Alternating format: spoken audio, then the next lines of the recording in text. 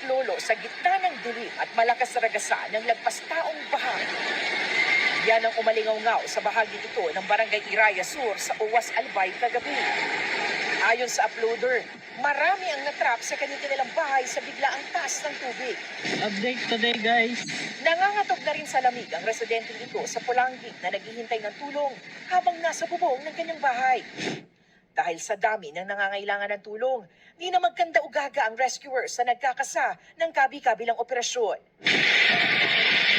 Gaya sa Kabangan sa Legazpi City kung saan 22 residente ang inilikas.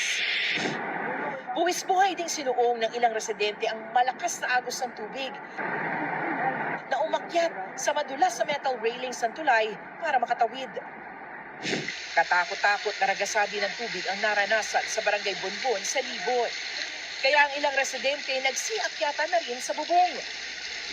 Sa ilang bahagi ng bayan, meron na lang ang kita. Ang uploader na ito, nakisinong na lang sa kapitbahay na may third floor.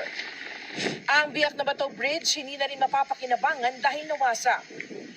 Sa bayan ng Pio Duran hanggang dibdibang baha. Ayon sa uploader, ligtas naman ang mga residente sa lugar pero ilang bahay na ang nasira.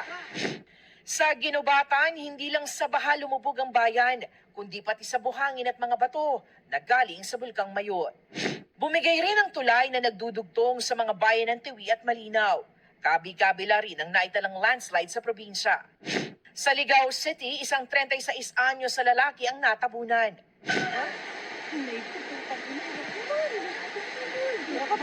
Kalunos-lunos naman ang sitwasyon ng lalaking ito na nakayakap na sa puno ng nyug para hindi matangay ng malakas na ragasan ng baha sa Nabua, Camarines Sur. Nailigtas naman siya kalauna ng mga rescuer na sakay ng bangka. Sa Naga City, tanging liwanag lang ng flashlight na nagsilbing gabay ng ilang residente para makalipat sa mas ligtas na lugar.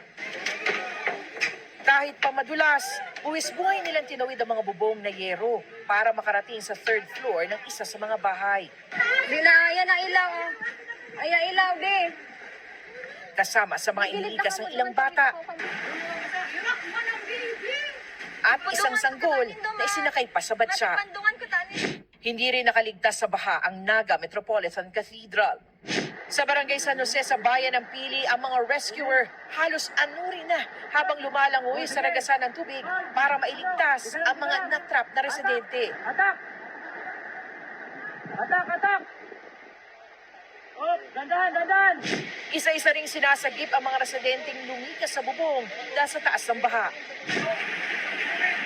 Halos na ngayon naman ang malakas sa agos ng baha ang lalaking ito na isinakay sa bangka. Balsa naman ang gamit sa pag-rescue sa La Purisima sa parehong bayan. Sa bayan ng Bato, nagmistulang dagat ang kulay putik na baha na nagpalubog sa unang palapag ng mga bahay. Sa drone shot na ito, kita kung gaano kalawak ang pagbaha sa bayan na nagmistulang dagat na.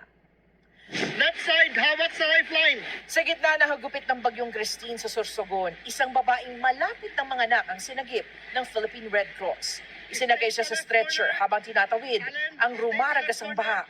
Ligtas naman siyang nadala sa ospital. Hindi rin madaanan ng ilang kalsada sa bayan ng Bulan.